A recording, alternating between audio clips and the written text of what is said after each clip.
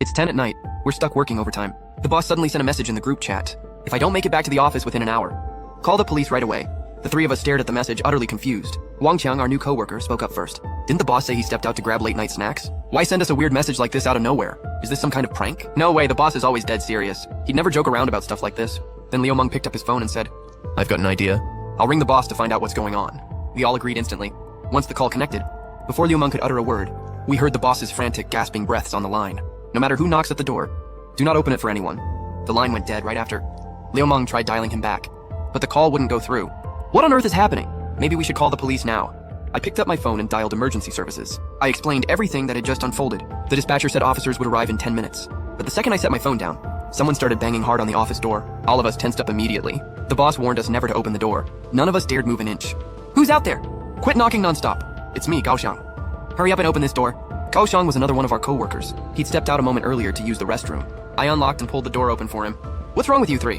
Why wouldn't you let me in? And why was the door even locked? What shady stuff were you all doing in here? We were equally confused by this point. We only ever lock up once work finishes for the day. Somehow it had latched shut automatically today. Right at that moment, the boss sent another message to the group chat. Do not let anybody step foot inside the office.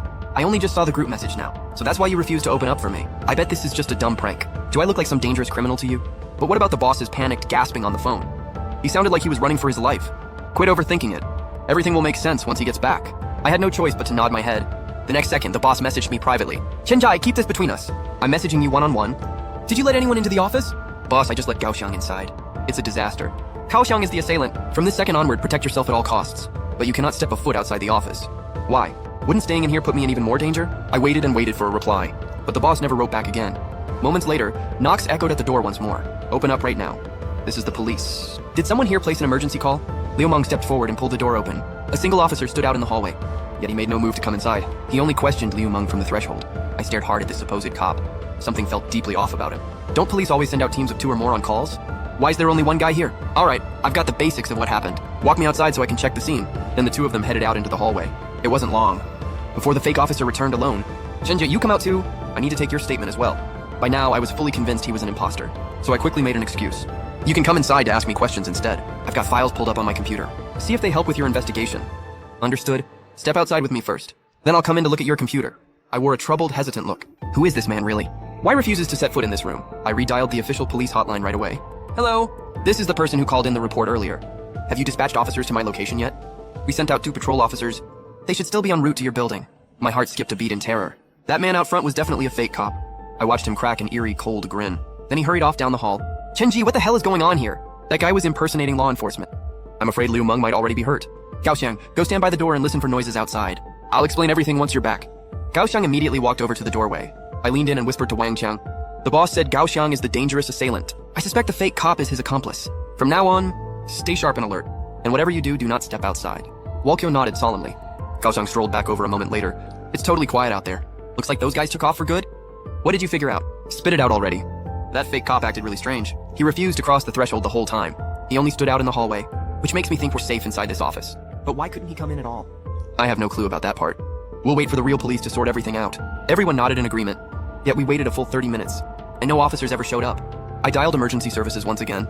We already dispatched officers to your address earlier. Someone at your location spoke with them and said the situation had been resolved. Why are you calling back again now? A cold wave of dread washed over me. Someone impersonated me to send the real police away. Almost certainly one of Gao Xiang's accomplices. Could you please send another unit over right now? We're in genuine life-threatening danger here. Make sure they come straight inside the office. Our patrols are tied up with another active case at the moment. Here's what we'll do. I'll assign a different team to head your way. Thank you so much. We really appreciate your help. Once I hung up the phone, I glanced sideways at Gao Xiang. A flash of anger flickered across his face. In an instant, his expression smoothed back to normal. You said we just can't leave the room, right? Can we at least crack the door open to check outside? I refused to answer his question. But Wang Qiang volunteered to walk to the entrance. He pulled the door ajar and peered out into the hall. Not a single soul anywhere. Looks totally safe out here. So can we head out now? We can't hide cooped up in this room forever. If bad guys show up, we can always dart back inside quickly. Yeah, instead of waiting around to get attacked. We should take initiative. With that, Wang Qiang stepped cautiously out the door. He stood still for a few seconds to test the area. See? Nothing bad's happening at all. You two hurry on out too. Gao Xiang followed him out into the hallway. Chenji, come join us outside. Stop scaring yourself over nothing. I ignored his calls entirely and slammed the office door shut and locked it tight. Only I received that private warning message from the boss. That means the other two can't be trusted. Plus, the boss explicitly marked Gaoxiang as the culprit and ordered me not to leave this room. I couldn't wrap my head around why Gaoxiang hadn't struck yet, or why leaving the office was such a deadly risk. But trusting the boss's instructions was my safest bet. All I could do now was wait for genuine police backup. Soon enough, the pair started pounding on the door again. I made no move to answer them. Before long, the knocking died away completely. Right then the boss called my cell phone. Chenji, I'm heading back to the building now. I ran into a group of assailants when I went out for snacks earlier. That's why I sent messages while fleeing for my life. Sorry for the delayed replies. Kaoxiao and Wangxiao are working together, and they've got multiple other accomplices. Their plan is to kill all of us, then steal all the cash locked in the company safe. I'll explain every detail once I get inside. I breathed a huge sigh of relief after hearing this. I sank down into my chair to catch my breath for a moment, but replaying the night's events in my head, a horrifying realization hit me. Something's not right. If what the boss said was totally true, why hadn't they just killed me straight away? Why waste all this time putting on an elaborate act? A critical piece of the puzzle clicked into place suddenly. I quickly pulled up public records for our company online, but I sent cold sweat pouring down my back. Half an hour later, the boss finally arrived outside the office door. Chenji, we're safe now. Police have arrested Gaoxiang and his crew. Come with me to the station to give your statement. Sure, step inside first. I've got a few key details to run by you. Quit stalling? We can talk as we walk. Boss, why won't you cross the threshold into the room? Is it that you physically cannot come in at all? The boss froze completely at my question. Then he twisted his face into a cold smirk. I spotted his arm had mutated and twisted abnormally. Huh? How did you figure it out? I looked up the company's background information just now. Your father was the original founder and owner. He died in a supposed accident 1 year ago. Autopsy records show a beast tore his throat clean open and drained every drop of his blood. Our business specializes in silver jewelry export trade. Silver is a fatal weakness for vampires, so I suspect your father was killed by a vampire. Once you inherited the company, you became their next prime target. They ambushed you when you left the building tonight. You messaged me while you were running away, but they caught up to you in the end.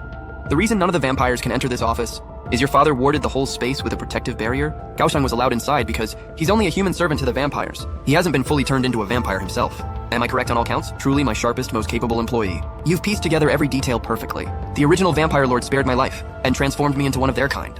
His grand plan is to convert every silver industry business owner to wipe out their greatest natural enemy for good. You've only 2 paths laid out before you now. 1, join our coven. 2, starve trapped alone inside this office forever. Very well. I'm willing to work alongside you, but please don't turn me into a vampire. I want to hold on to my dignity as a human being. The boss nodded his head in response. Little did he know, I'd secretly recorded our entire conversation and sent the audio file straight to the police.